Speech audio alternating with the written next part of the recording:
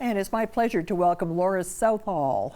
And we're going to talk about RRSPs versus TFSAs versus first-time home ownership. First home savings account. Right, yes. That's the one I was trying to come up with. That's right. Okay, yeah. Let's start with the first one. So an RRSP, what is that? Right, so that's the one that's been around for a very long time. People generally understand the RRSP. So think about a box. You're opening up your RRSP. You're not actually buying an RRSP. Sometimes people say that. You're not. You're opening an RRSP, and then you're contributing money into the RRSP. So the benefit to the contribution is that you get a tax deduction. So for lots of people, that means if they contributed to their RRSP, they get money back at tax time. And sometimes it can be quite substantial. Like if you're in a 40% tax bracket and you put $10,000 in your RRSP, you're going to get $4,000 back at tax time, which is fantastic. So the RRSP, you put your money in, you get the tax deduction. Great. Your money grows in there. And then when it's time to withdraw, you have to pay tax. So that is the downside to the RRSP. People don't like to pay tax, first of all. Funny how that works. But they've also forgotten about the tax refund that they got 30 years ago. So you are truly getting sort of prepaid for contributing to your RRSP, but then you're paying tax. So what happens is, in an ideal world, you're in a high income bracket when you are working and you're contributing. So you're getting a big refund. And then your money is growing in there, tax deferred, so you don't pay any tax while it's growing in there. When you withdraw, ideally, you're in a low tax bracket because you're in retirement, and then you don't pay as much tax. So that's a perfect scenario. It really is, and when you reach a certain age, you have to roll it into a registered retirement income fund. That's right. And you have to take out a certain amount every year. The government says you have to take it out, and that's what you pay tax on. But again, you're in a much lower tax bracket, and you don't spend so much money when you're not working. Hopefully. Yeah. Really, it's surprising, just the funny things little bits that add up, and you don't spend nearly so much money. So it's really a good system. It is. And the other thing, for most people. For most people it is. And leave it in there. Keep your mitts off it and let it grow and don't go dipping into it. I discovered that when you're young and you have credit card debt, compound interest is something that just makes you kind of go, bleh. Yes. But then compound interest is a really good thing when it's something in an like RRSP. Yeah. Yes. Yeah. That's so right. Compound interest mean that you gain interest on the interest. That's right. It's fantastic, and it's pretty magical too. It really does start to grow. It's pretty neat when you finally say, I've had enough of working. You've got this nice little nest egg to draw on, and it makes your retirement years way more comfortable. It certainly does. And you're not tied to that. It's at age 71 that you have to start turning the RRSP into a RIF. Right. You have to take your first withdrawal at 72. But if you decide to retire at age 60, you can convert the RRSP earlier. And people sometimes miss the connection. They contribute their whole lives to their RRSP, but they don't actually understand what's going to happen at the end. So what does happen at the end is you convert to the RIF, and then you can withdraw a monthly amount. So you could supplement, say, your pensions with $1,000 a month or $2,000 a month from your RRSP, which can make a huge difference in someone's standard of living. Mm-hmm. Absolutely. But you are paying tax on that as it gets withdrawn. But it's lower tax rate. Yes, lower tax bracket normally. Well, the other thing, after you've retired, probably you've got a paid off house. Yes. You don't have a mortgage payment. And, yep. and there's a lot of things that you're not spending money on. So trust me, you don't spend so much money. You just don't. You just don't. So and there's a limit to how much you can contribute to your RRSP. Yes. So let's say you got some extra money after all that. Then you can go into a TFSA. Yeah, so a tax-free savings account, TFSA, they were first brought in 2009. And when it was first brought in, the banks got on board and really marketed it, and it came across as a bank account. It's actually not. It's an investment account, and it almost should be named tax-free investment account, because you can hold the same investments that you hold in an RSP in a TFSA. The benefit to the tax-free savings account is that you're not paying any tax on the withdrawal. So like the RSP, you're contributing, but you're not getting the tax refund. Your money's being invested, and then it's growing. You can withdraw at any point with no consequence because you aren't paying any tax on your TFSA. So for lots of people, that is a better arrangement if they're not sure what they're saving for. So people saving for retirement, it makes sense to use the RSP. But people who aren't sure, and especially young people, might use the TFSA to save for a trip, save for a car, save for something else that they want, because they can withdraw at any time and there's no tax implications. And that first year in 2009, when the TFSA came out, the contribution limit was $5,000. So again, people didn't get very excited, but every year the government has added contribution room, and that accumulates. So now, 2024, we're at $95,000 in contribution room. So that means if you've never opened up a TFSA, you could put $95,000 in today. So let's say you had a little windfall. Yes. You win some money, or you're left some money.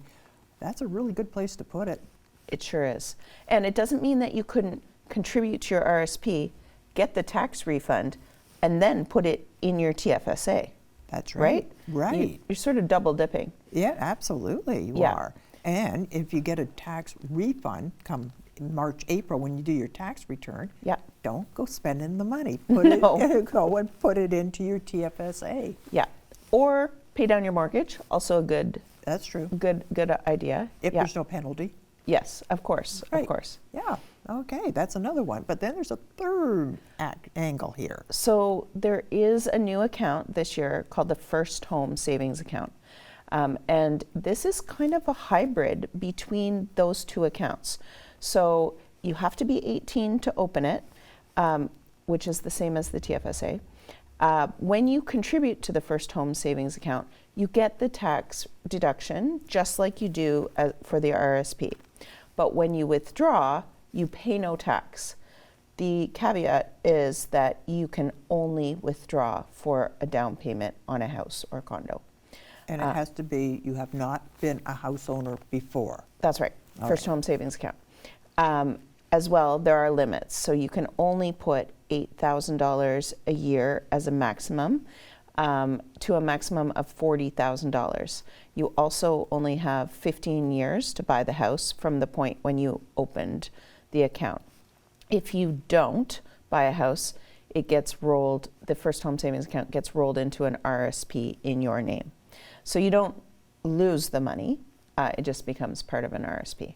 Which is not a bad thing either. No, which is a great thing. And you don't even have to have the RSP contribution room for that to happen. With the RRSP, you are allowed to take out $35,000 for a down payment on a home, and that is called the Home Buyer's Plan. So if you have an RRSP, you can take out $35,000 for a down payment. So you can combine and have the First Home Savings Account as well as using the Home Buyer's Plan under the RRSP, which is a new thing that everybody's working this out, but it makes it possible for you to have $40,000 in the First Home Savings Account plus growth and $35,000 out of your RRSP.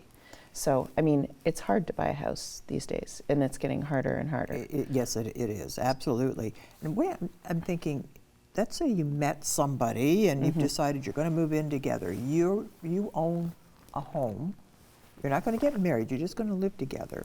Could that other person open a first-time home buyer? Because if that other person has never actually has rented his or her entire life.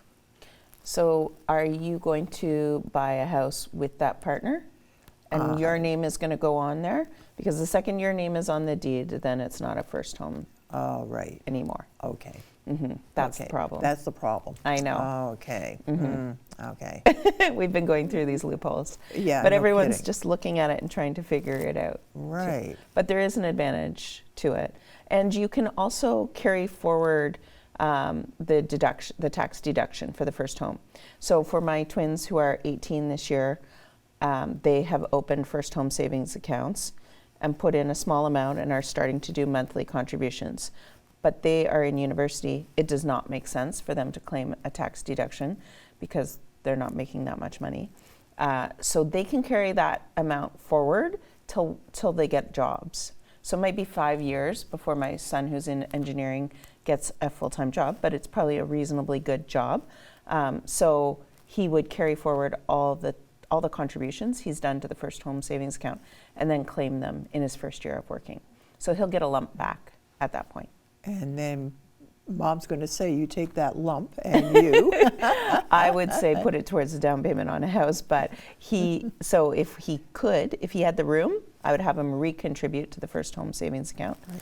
But also not a bad choice to put it in the TFSA because then you have some flexibility. I often get asked for young people, what accounts should they use? And often older people tell them, get an RSP, start contributing to an RSP. And I understand why the older people are telling them that. But what happens in that case, if they just open an RSP, sometimes life throws you curveballs when you're young. Right. And if that is the only place that you have saved, then when you withdraw, you're paying tax. Yeah. And so it's not an ideal savings place for somebody who is young when they are first starting out. They should start with the TFSA, and then as they build up some savings in the TFSA for the life curveballs, then they start to the RSP. That's a good thought. I would have said the same thing. Right. Right. Yeah. But that's not quite it. And it's not badly intentioned advice, but people who start contributing to the RSP who are young, and then they think, oh, wait a second, I want to go to Australia for a year, or Can't do it. Or they can, but they have to pay a lot of tax. And that may cut into their trip. It's Yeah, it may painful. become 6 months in Australia, not a year. Yeah, Right. exactly. Okay.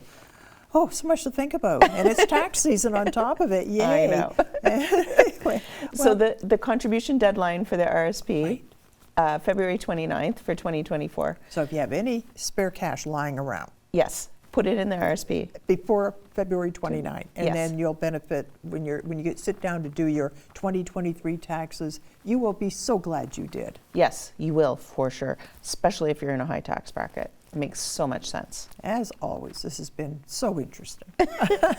Thanks for coming in. Oh, thanks for having me.